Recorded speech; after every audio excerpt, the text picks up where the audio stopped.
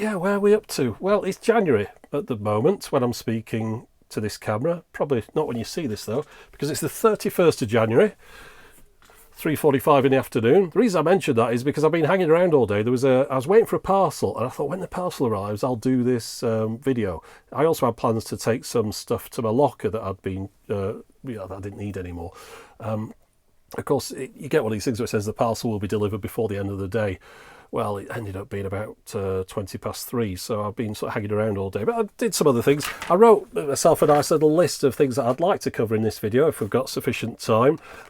Just reminders, really, of things that have kind of cropped up that I thought you might find interesting, or you might not. The reason I was waiting around for this parcel, it's this thing, the Zoom Q2N 4K. Now, they've done a Q2N for a while. This is like a musician's microphone / camera. This is the 4K version, and I just thought it might be the kind of thing I could use for using on one of these videos as when I sort of talk to the camera and things. I'm looking at the camera now. See, what happened is I've got the Sony camera, the normal one I use, the RX10 Mark III.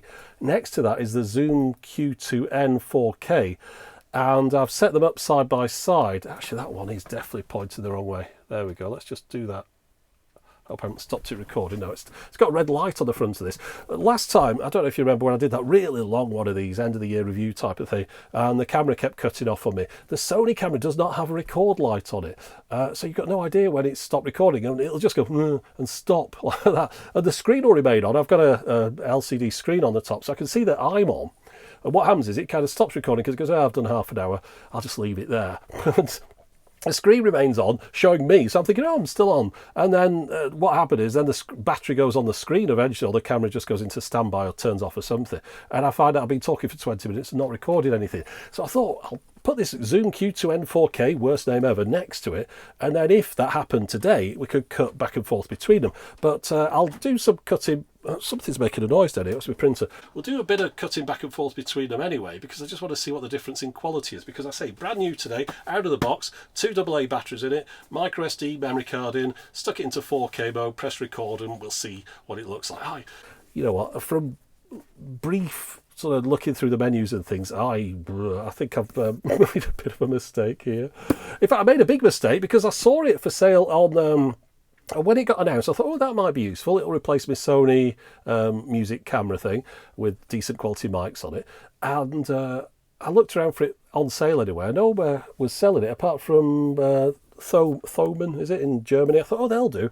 Ordered it there, and it was on back order, but nowhere else even had it, so you could put in an order. And then it just hung around for months and months. It turns out that they didn't really have it after all. They might have thought they did. And by the time it arrived, it was already on Amazon. It had been there about a week, so I don't know why I bothered ordering it from there. I've also just returned from the shops, big trip out. I get stuff delivered to an Amazon locker locally rather than having it delivered to my house for 2 reasons. One, gives me a little bit of a chance to not worry about having to be in for the Amazon guy. But the second one is that I get a walk out because I don't walk anywhere doing this. I just stay in here all the day, which sounds like a kind of paradise in a way, but when you really don't walk anywhere, it's not good for your health. So I've just come back. I've got myself a new Boya BY-M1 lavalier mic, same what I'm using here. I love these, love the sound quality on them. There's just something just perfect for my voice with these. I always have a spare one because they've got a long wire and I trip over it and snap it and things, so I always have a spare one to hand. And I also got Colossus the 4-bin project. A few years since I've seen this, don't think I've ever seen it in HD, so decided to pick up the Blu-ray of it. Right, so we're in the January slump at the moment. Anyone will tell you that makes YouTube videos that January is a terrible time to make YouTube videos. If you subscribe to a number of channels and you're not familiar with this, you'll notice a lot of the channels that you subscribe to just aren't really making much of an effort in January. You'll think, well, they're normally put out more videos than this and they're normally more complicated and things. Reason is because there's little incentive to them to make a massive effort. I will make, I know it's the end of the month now, I'll make about 40% of the advert revenue from YouTube that I made in December whilst having the same number of views. It's just the advert revenue just drops off a cliff in January through all companies. So I mean, it's a familiar thing. It happens every year. It's no big surprise. So I was prepared for it. If you wonder why I was knocking out videos like There Was No Tomorrow in December, that's because I was sort of cashing in and making hay while the sun shined for January, which is a very lean month, so average of 2 out, and I can pay the bills and things. So that's what that was about.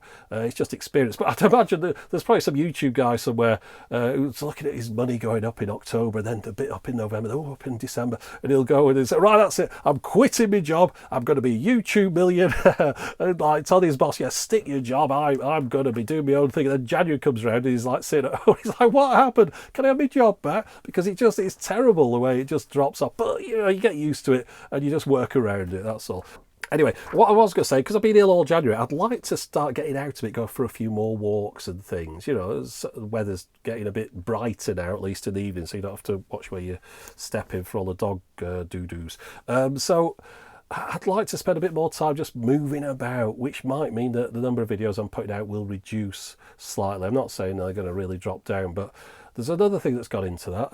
There's been a few videos where I've put them off because I'm scared of doing them in case they go wrong. Things that are needed repairing, but I don't know if I'll be able to fix them. So if I start on them and then I'll get a certain point into them and then I can't fix it, well, that's the week gone, and then there's no video that week. So I thought, I'll leave that one. I'll do one that I know I'll be able to get finished, which means that there's stuff stacking up that I'd really rather kind of get round to having a good look at. So I'm going to start doing a few of those, which might mean that there'll be gaps between videos of more than a week, because if it goes wrong, it fails, or I have to wait for a part, I'll have to start working on something else and then see how that one works. So you might end up with 10 days between videos and things. But I mean, it's a financial hit, of course, as far as advert revenue and stuff goes, but I'd really rather get some of this stuff done, things that I really want to feature in videos rather than just ignoring them all the time.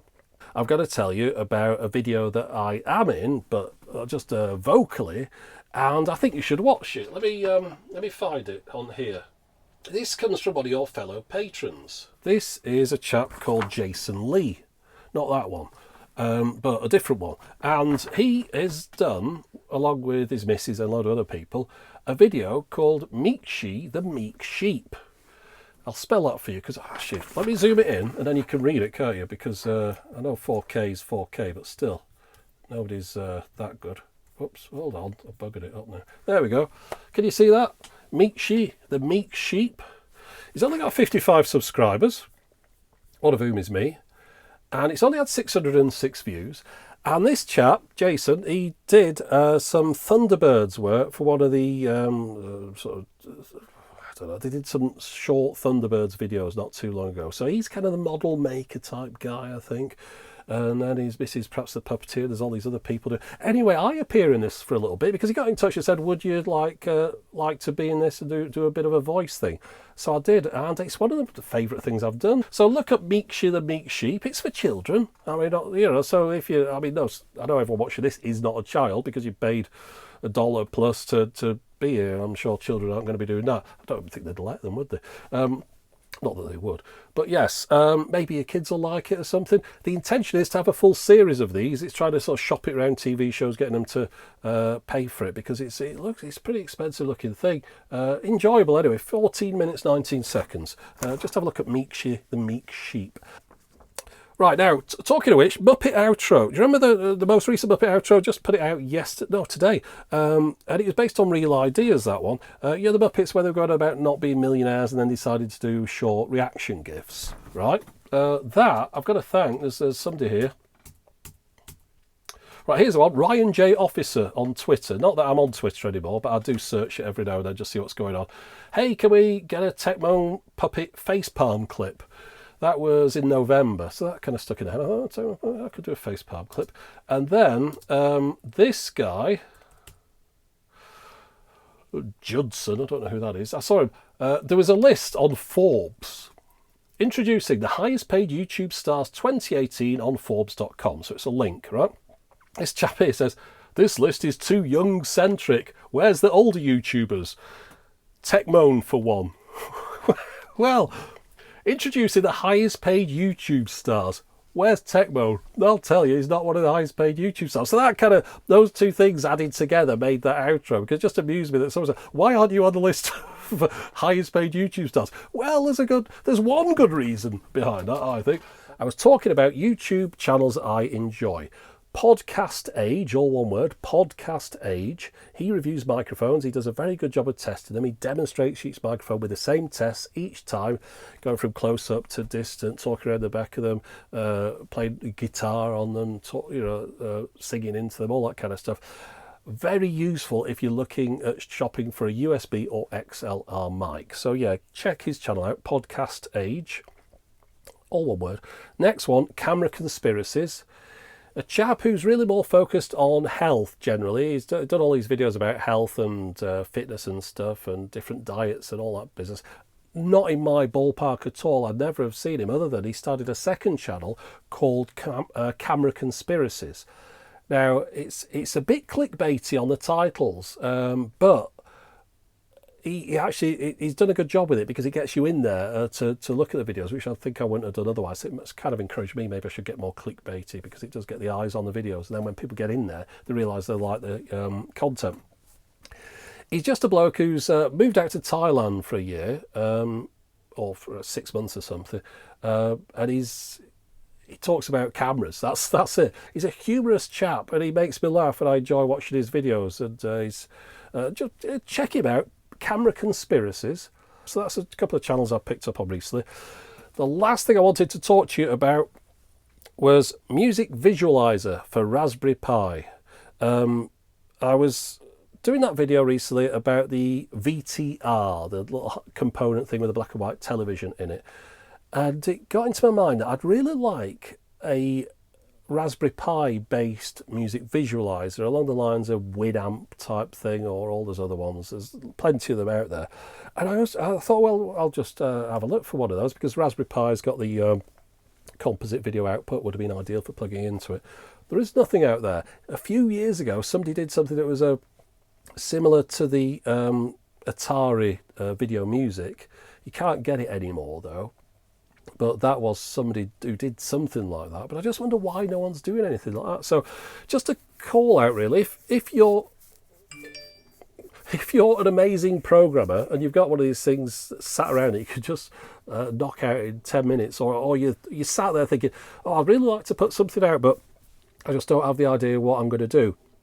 For me, I would like a music visualizer for Raspberry Pi. Something along the lines of the stuff that, what's his name? Llamasoft guy, Jeff Minter, did, with his visual music thingamajig on the Nuon and the Atari Jaguar, or Jaguar. But anyway, yeah, I just love someone to make one of those. I can't program my way out of a paper bag, but if anyone's stuck for ideas, please do one of those. I'll promote it. I'll show it on here. You can stick my name on it or something. The amazing Tecmo music visualizer that he's had absolutely nothing to do with and couldn't be bothered making himself. I don't know, but it'd just be such a useful thing. Well, I say useful, entertaining use to put a Raspberry Pi to. I hope you've enjoyed having a bit of a chat here today. I'll do another one of these as soon as I've got some more stuff to annoy you with. So yeah, as always, thanks for watching.